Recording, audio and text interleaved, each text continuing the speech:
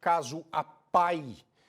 Colinzão, a gente temia que hoje estivessem soltos os que foram presos temporariamente na semana passada pelo vencimento de mais um prazo temporário. Mas a polícia acelerou o passe e conseguiu na justiça atendido esse pedido de prisão preventiva. Vai agora pelo tempo que precisar.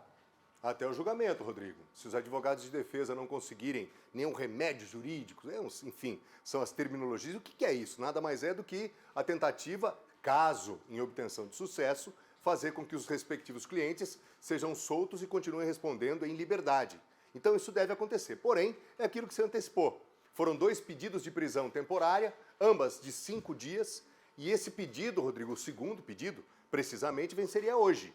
Só que aí ontem, você já trouxe no balanço geral, a Polícia Civil fez o pedido de conversão de prisão temporária para preventiva.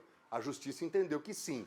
E aí, Rodrigo, entre os requisitos que são necessários para a conversão de prisão temporária para preventiva, são possíveis danos às investigações. Essas pessoas soltas, no entendimento da Justiça, representariam problemas para a sequência das investigações. Entre outros motivos, evidentemente, que consubstanciam ou que embasam tudo aquilo que já foi decidido até aqui e, principalmente, tudo aquilo que foi investigado pelos policiais civis. É importante que as pessoas saibam o seguinte: a Justiça não manteria todas essas pessoas presas preventivamente se não houvesse provas muito consistentes do envolvimento delas nesse esquema que desviou recursos da ordem, enfim, acima, pode colocar acima aí de 8, 9, 10 milhões de reais. E aí é importante que as pessoas saibam também, Rodrigo, que é a APAI, a Associação de Pais e Amigos dos Excepcionais, ela está fazendo uma perícia. Não é nem uma auditoria, é uma perícia, e isso vai levar tempo,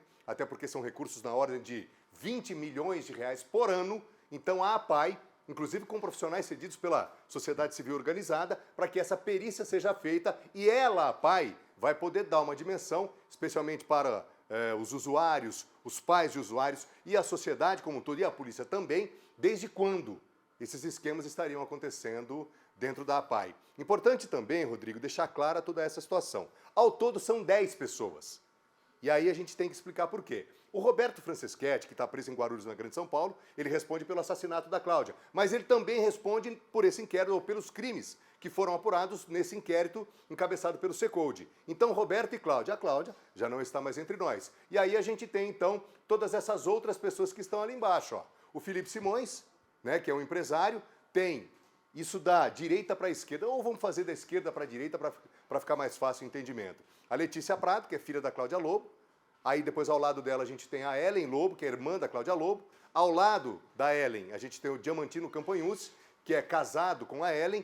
E aí depois ao lado dele tem o Pércio Prado, que é pai da Letícia Prado e ex-marido da Cláudia Lobo. Logo ao lado dele, o Renato Golino, que é ex-coordenador financeiro da APAI. Ao lado do Renato, a gente tem a Maria Lúcia Miranda, que é a atual coordenadora financeira da APAI. A gente não tem informações sobre o desligamento dela, portanto, ela continua oficialmente no cargo. E aí a gente tem, por último, o policial militar, o Renato Tadeu de Campos. Esse segue preso, ele foi ouvido via videoconferência. Por ser policial militar, ele segue preso no presídio Romão Gomes, em São Paulo, capital. E a exemplo de todos os outros, a prisão dele também foi convertida em prisão preventiva. Para arrematar, Rodrigo, você trouxe a informação e a gente apurou, a Letícia Prado entrou com essa ação, mesmo presa na cadeia pública de Avaí, ainda cumprindo prisão temporária. Ela entrou, através do advogado dela, que é o Alisson Caride, ela entrou com uma ação contra o Roberto Franceschetti Filho, na ordem de R$200 mil por danos morais.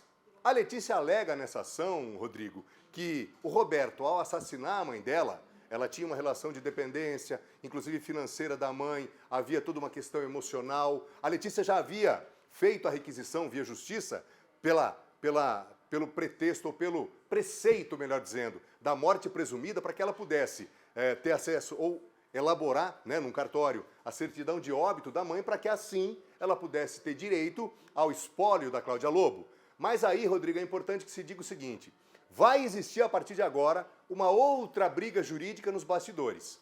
Como eu disse, o advogado da Letícia entrou com esse pedido, com essa ação contra o Roberto Franceschetti. Mas de onde vinha o dinheiro do Roberto Franceschetti para pagar essa ação para a Letícia Prado? Quais eram os rendimentos dele? Até que ponto eles serão legais ou não? E aí a gente vai ter, então, essa briga entre os advogados. O advogado da Letícia com os advogados que defendem o Roberto Franceschetti. E aí, junto com essa turma toda, tem a polícia.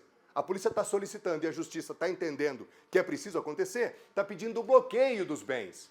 Então a pergunta que fica é, será que vai sobrar dinheiro, né, para que essas ações sejam honradas? Ou, de repente, o próprio judiciário vai julgar improcedente esse pedido da Letícia Prado? Ou seja, Rodrigo, tem muita coisa ainda para acontecer, especialmente essa batalha entre os advogados, tendo a polícia e justiça, né, caminhando no sentido contrário.